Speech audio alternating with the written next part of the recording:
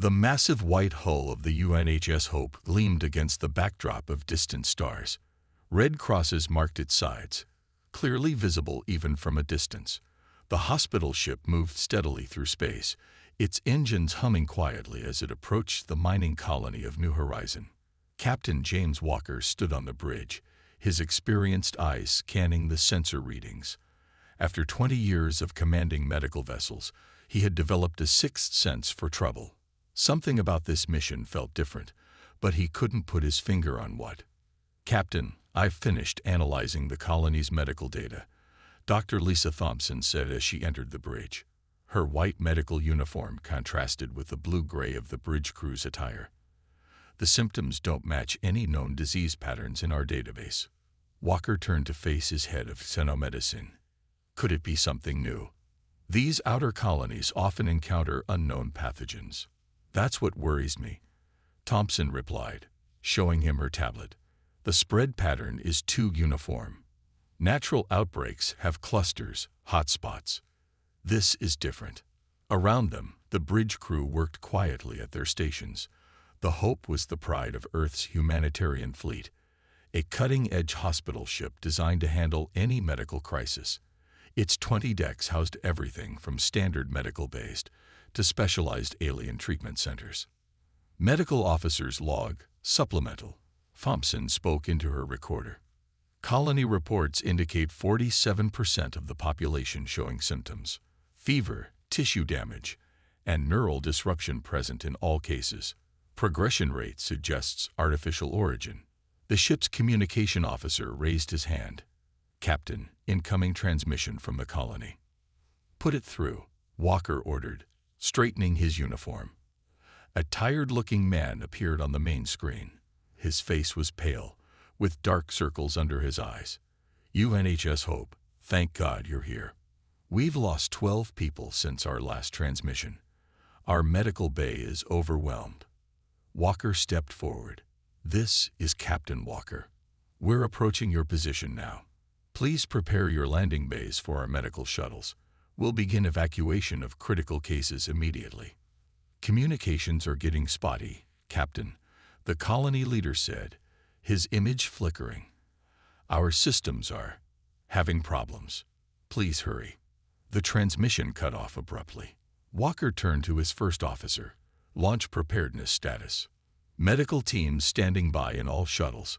Dr. Thompson's isolation protocols are in place. We're ready to begin emergency operations as soon as we're in range." Walker nodded, but that uneasy feeling wouldn't leave him. He'd seen too many crisis situations to ignore his instincts. Run another scan of the approach vector. All frequencies. "Sir," the sensor operator looked confused. "We already did a standard sweep." "Do it again. Something doesn't feel right." Dr. Thompson stepped closer, lowering her voice. "You think this might be more than a medical emergency. 20 years of humanitarian missions teaches you to be careful," Walker replied quietly, "especially this far from Earth's core systems." The Hope continued its approach, its white hull now catching the light of the system's distant sun. Inside, hundreds of medical staff prepared their equipment. The ship carried enough supplies to treat thousands of patients, with specialized gear for dozens of different species. 5 minutes to orbital insertion, the navigation officer announced. Walker watched the mining colony grow larger on their screens. New Horizon was a typical outer rim settlement. Prefab buildings connected by enclosed walkways, all clustered around the main mining facility. But the usual bustle of activity was missing. No transport ships moved between the surface and the orbital platforms. "Dr. Thompson," Walker called out, "begin prepping your team for immediate deployment. Whatever's happening down there, those people need help." Thompson nodded and headed for the exit. She paused at the door, looking back at the colony's image. "Captain, if this is something engineered, then we'll deal with that too," Walker finished her thought. "We're a hospital ship. Helping people is what we do." The UNHS Hope moved into its final approach, its engines adjusting for orbital insertion. None of its crew could know that they were about to become part of an incident that would change humanity's place in the galaxy forever. The first sign of trouble came just as the UNHS Hope entered New Horizons' orbit. 3 massive shapes shimmered into existence around them, their dark hulls decorated with blood-red markings. They had been waiting, cloaked and silent. Multiple ships detected. The sensor operator shouted. "They're powering up weapons." Captain Walker's blood ran cold, but his voice remained steady. "All stop. Broadcast our medical status on all frequencies. This is clearly a misunderstanding." The bridge crew scrambled to respond, but Walker already knew. The positioning of the enemy ships was too perfect. This was no accident. "This is Captain James Walker of the UNHS Hope," he transmitted. "We are an unarmed medical vessel responding to a distress call. We carry over 2,000 patients and medical staff. Please acknowledge." The response came in the form of a harsh laugh. A scared face appeared on their main screen, eyes glowing with cruel amusement. "We know exactly what you are, Captain. That's why we're here. The Crimson Talons send their regards." Dr. Thompson burst onto the bridge. "Captain, the colony signals. They're gone. All of them. There never was an outbreak. Was there?" "Correct, Doctor," the pirate leader sneered. "Amazing what a few well-placed signal repeaters can do. Your reputation for helping others makes you so predictable." Walker hit the ship-wide comm. "All hands, this is the captain. Emergency evacuation protocols are now in effect. All medical staff and patients to escape pods immediately. This is not a drill." The first blast rocked the Hope before he finished speaking. Warning sirens blared throughout the ship as more shots struck their hull. The hospital ship, designed for healing rather than combat, had minimal shields that wouldn't last long. "They're targeting our engines," the damage control officer reported. "Hull breach on Deck 7. Medical Bay 3 is compromised." Walker turned to his first officer. "Begin launching escape pods. Get as many people out as you can." He faced Dr. Thompson. "Doctor, coordinate the evacuation of critical care patients. Use the emergency transporters if you have to." "What about you?" Thompson asked, already moving toward the door. "A captain ensures his crew's safety first. Now go." The Hope shuddered under another barrage. Through the view screen, Walker watched in horror as the pirates began targeting the launched escape pods. Small explosions dotted the space around his ship as pods were destroyed, their occupants given no chance to survive. "You monsters," Walker shouted at the pirate leader's image. "They're unarmed medical personnel." "Resources are resources, Captain," the pirate replied coldly. "And human medical technology fetches a high price, dead or alive." The bridge was chaos now. Smoke poured from damaged consoles as the Hope tried desperately to protect its evacuating crew. Walker worked frantically at his command station, using what little maneuvering power they had left to shield the escape pods with the ship's bulk. "Captain," Dr. Thompson's voice came over the comm. "We've got 60% of the crew evacuated, but we're losing too many pods. They're shooting them down as soon as they launch." Walker made his decision. "All remaining pods, hold position." He turned to his few remaining bridge crew. "Plot a collision course with their lead ship. We'll give the pods a chance to escape." "Sir," his first officer protested, "the Geneva Conventions mean nothing to them," Walker finished. "They made that choice. We're making ours." The Hope's engines flared one last time as it turned toward the nearest pirate vessel. The movement surprised the attackers, buying precious seconds for the remaining escape pods to launch from the far side of the ship. "Dr. Thompson," Walker said calmly into the comm, "tell Earth what happened here. Make sure they know." The last thing Captain Walker saw was the surprised look on the pirate leader's face as the Hope, a ship built to save lives, made its final act one of protection through sacrifice. The explosion lit up the space around New Horizon like a new star being born. In its light, dozens of escape pods slipped away into the darkness, carrying with them a story that would ignite humanity's fury across the galaxy. The United Nations Security Council chamber was silent as the recording played.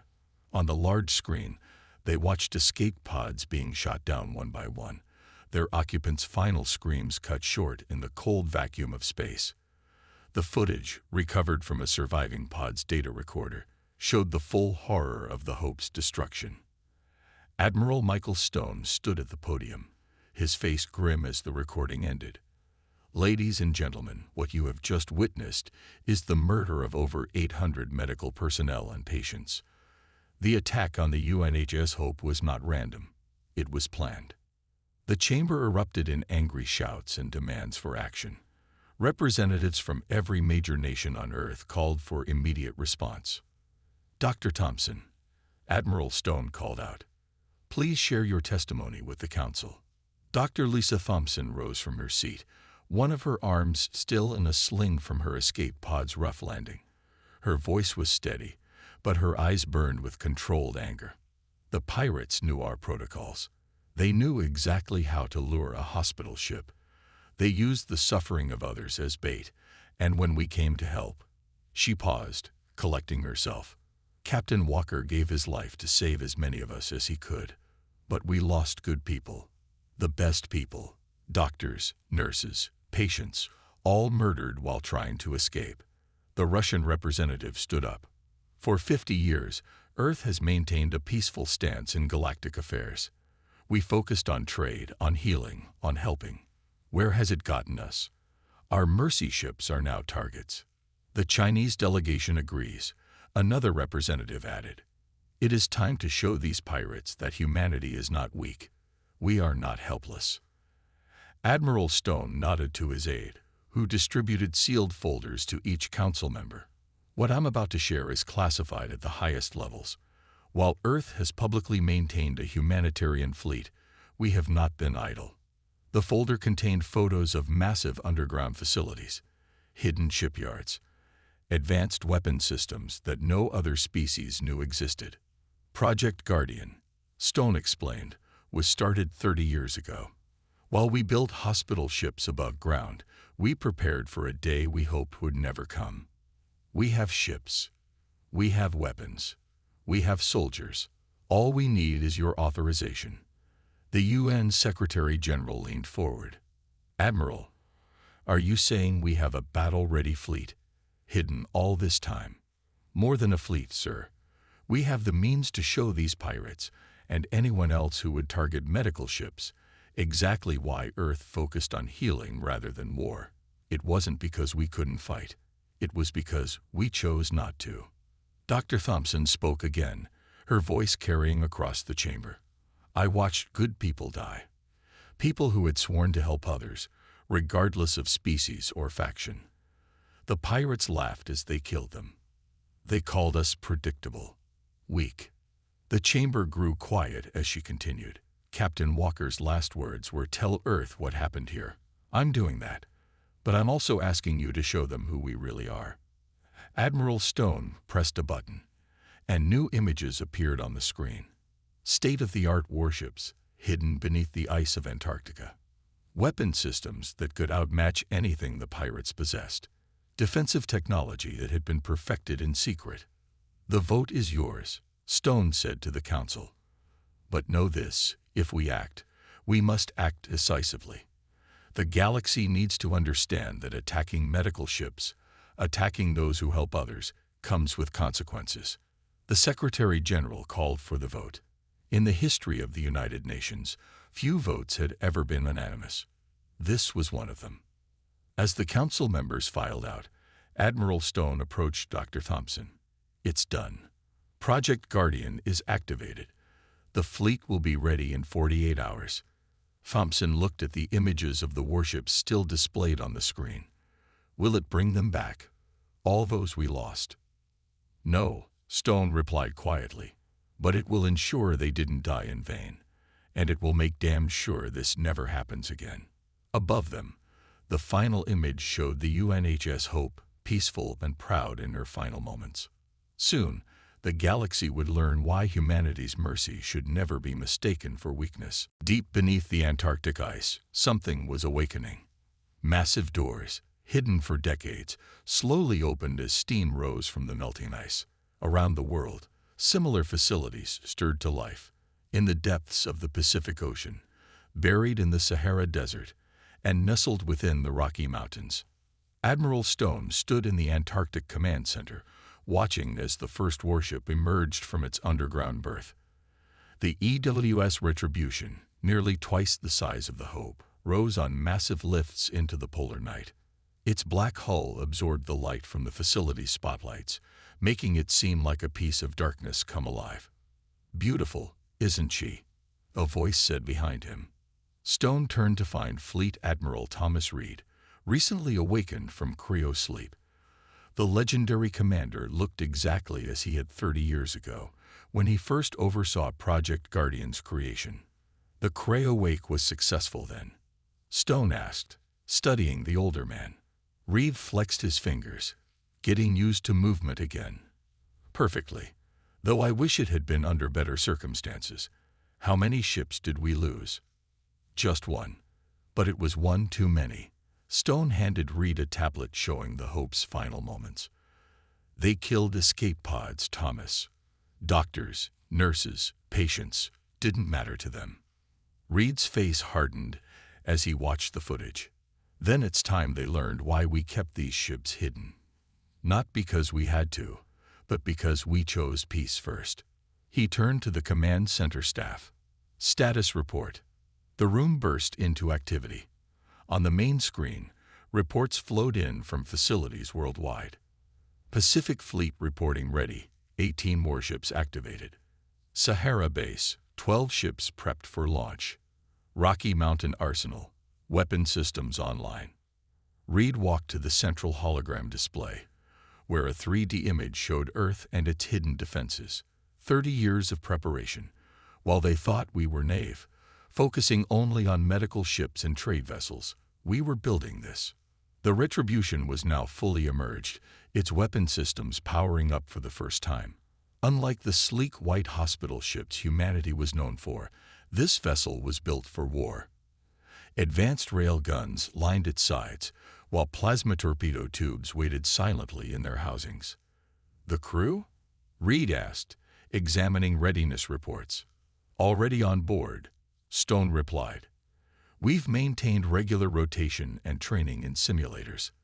They know these ships better than they know their own homes." Through the command center's windows, they watched as more ships rose from the ice.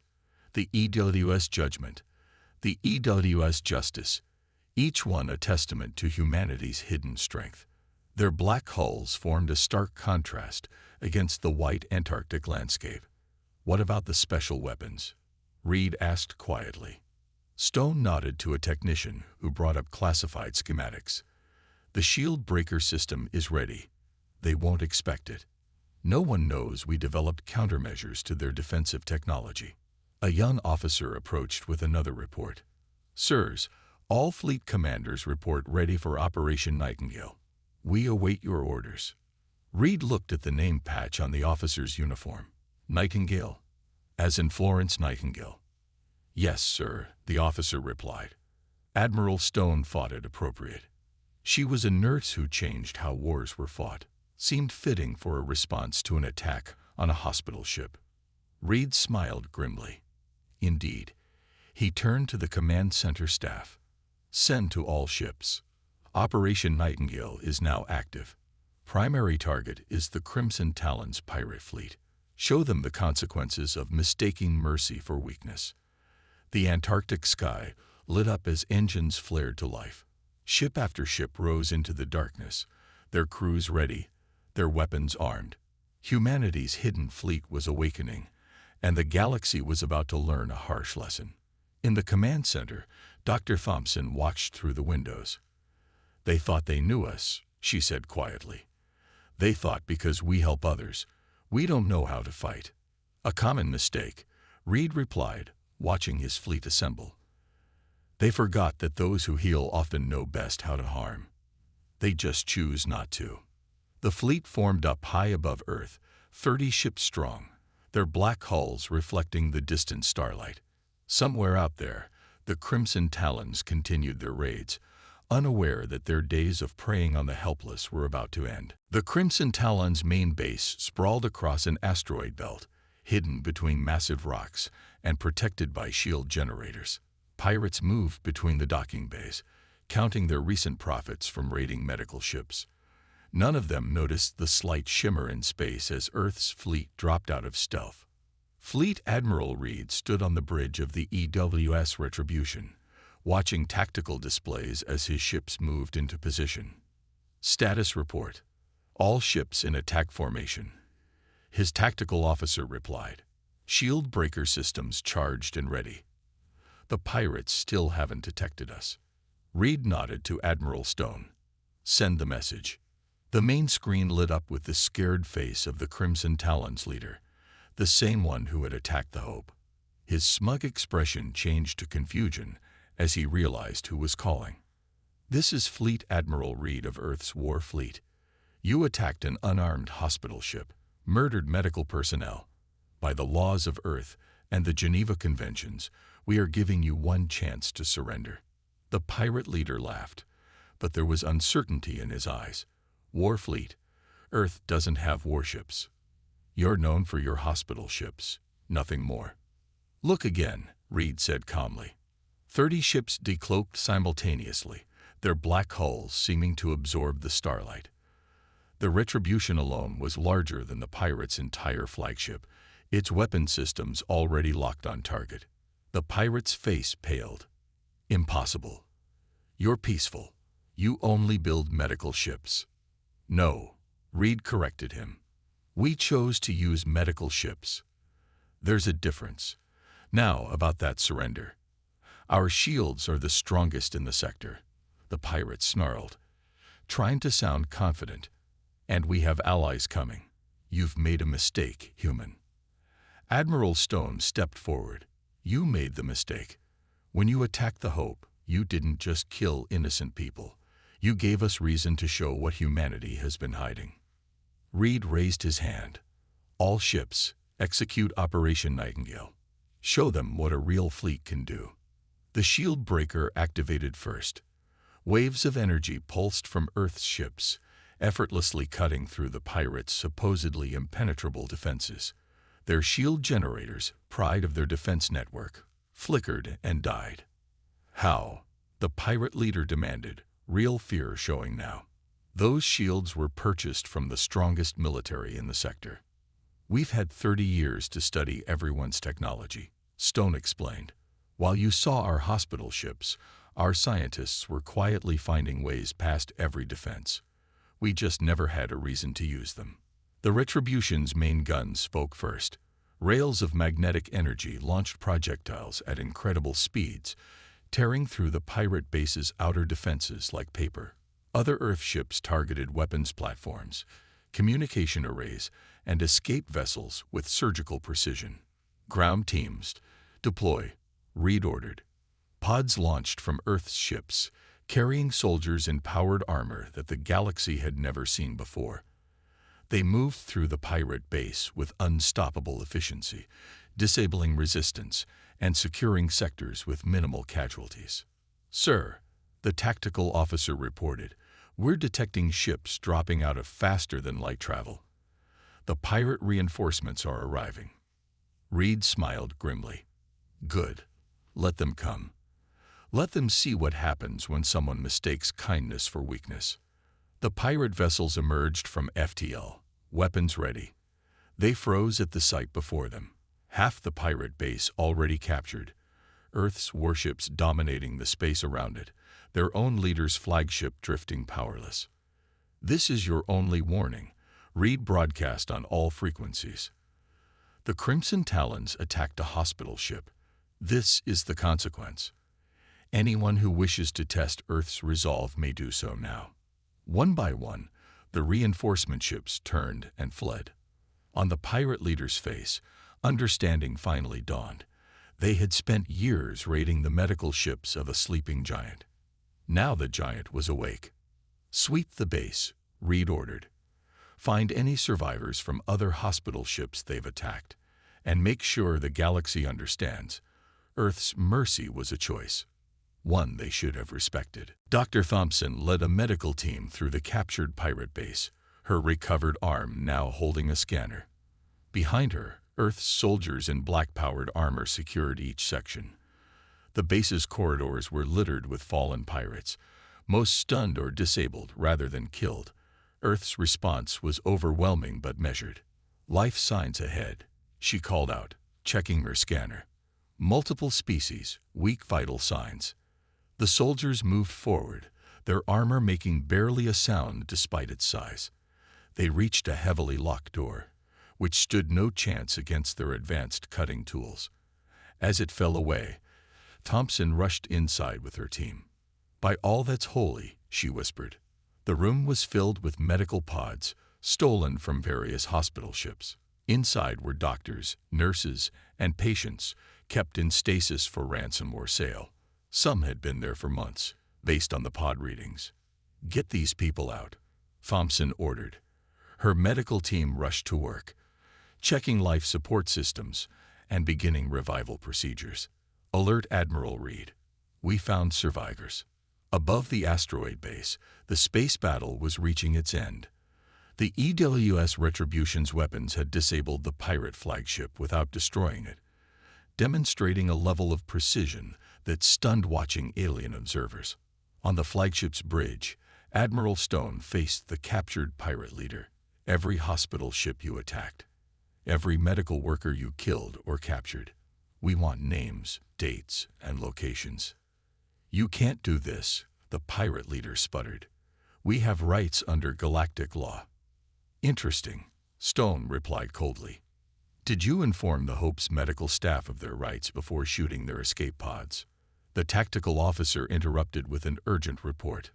"Sir, multiple ships approaching. Not pirates. Looks like the Galactic Council's peacekeeping force." Stone smiled. Perfect timing. They can witness what happens when someone violates medical neutrality. In the base's medical section, Thompson's team had revived the first group of survivors. A doctor from another hospital ship, held captive for 3 months, could barely speak through his tears. We thought no one was coming," he managed to say. "The pirates told us Earth wouldn't fight back, that we were abandoned." Thompson helped him sit up. "Earth never abandoned you. We were preparing, making sure that when we did fight back, it would be decisive." Reports flowed in from throughout the base. Earth's soldiers found stolen medical supplies, advanced equipment taken from hospital ships, and detailed plans for future attacks. The pirates had made a business of preying on those who helped others. The Galactic Council ships arrived to find the battle already over. Their commanding officer, expecting to find a minor skirmish, was stunned to see Earth's advanced fleet in full display. "This is impossible," he transmitted to the Retribution. Earth's military capability was assessed as minimal. "You only had medical ships." Fleet Admiral Reed responded personally. "A common misconception. We chose to show you our medical ships. Now you're seeing why we preferred to focus on healing rather than fighting." In the base's command center, technicians discovered records of the pirates' operations. Decades of attacking medical vessels, not just from Earth, but from any civilization that offered help to others. The Crimson Talons had seen kindness as weakness, mercy as an opportunity to exploit. "Send these records to every civilized world," Reed ordered. "Let them see what happens when someone mistakes human compassion for vulnerability." Dr. Thompson's team continued finding and reviving survivors. Each rescued medical worker, each saved patient, was a living testimony to why Earth had finally revealed its true strength. In the end, over 300 captured medical personnel were freed. "Admiral," Thompson called over the comm, "we found something else." They kept trophies, pieces of every hospital ship they destroyed, including a section of the Hope's hull. Reed's voice was quiet but firm. "Preserve it. We'll take it home. It will be part of the memorial. A reminder that Earth's peaceful nature was always a choice, and now they've learned the cost of making us choose differently. The pirates, those who survived, were led to holding cells. They had expected to face a weak, purely humanitarian force. Instead, they had awakened something far more dangerous, a civilization that had mastered both healing and warfare, and chosen to show only one face until forced to reveal the other. 1 month after the fall of the Crimson Talons, the Galactic Council held an emergency session. Representatives from every spacefaring civilization attended, their eyes fixed on the human delegation. Admiral Stone and Dr. Thompson sat calmly at Earth's table, a piece of the Hope's hull displayed behind them. The council leader, a being from an ancient race, spoke first. This gathering will decide Earth's new status in galactic affairs. Their hidden military power changes everything. Dr. Thompson stood, her medical uniform a stark contrast to the military and political attire around her. We never hid our true nature. We showed you exactly who we are, a people dedicated to healing and helping others. The fact that we could fight but chose not to should tell you everything you need to know about humanity. Murmurs filled the chamber. On the massive screens above, footage played of Earth's fleet in action, not just their overwhelming force, but their precision, their rescue of captive medical personnel, their measured response that minimized casualties even among their enemies. The human fleet disabled our most advanced shield systems, a military representative admitted. They could have destroyed the pirate base entirely. Instead, they conducted a rescue operation. Admiral Stone stepped forward. For 30 years, we built 2 fleets. One you saw, ships of healing, hope, and help. The other remained hidden, not out of deception, but because we genuinely preferred to be known for saving lives rather than taking them. The council leader raised a hand for silence. Yet now both fleets exist openly. The UNHS Hope II has already begun its first mission, with a military escort this time. Yes, Thompson confirmed, because while we still choose to heal, we will no longer allow that choice to be used against us. The Hope II carries the same medical facilities as its predecessor, but now it also carries the means to defend itself and its patients. On a nearby moon, a ceremony was taking place. A memorial rose from the rocky ground, a massive wall of black stone. On it were carved the names of every medical worker lost to pirate attacks. At its center stood the recovered section of the Hope's hull, its red cross still visible despite the damage. Back in the council chamber, the debate continued. Some feared Earth's military power. Others argued for stronger alliance. But all agreed, humanity could no longer be viewed as simply a race of healers. We have examined the technology used in your fleet, a science delegate announced. Much of it was developed while treating patients from various species. You turned medical knowledge into military advantage. Knowledge is knowledge, Stone replied. We chose to use it first for healing. Recent events forced us to use it differently. The Council's final decision was unanimous. Earth would maintain both its medical and military fleets. New laws were passed, making attacks on hospital ships punishable by the harshest penalties.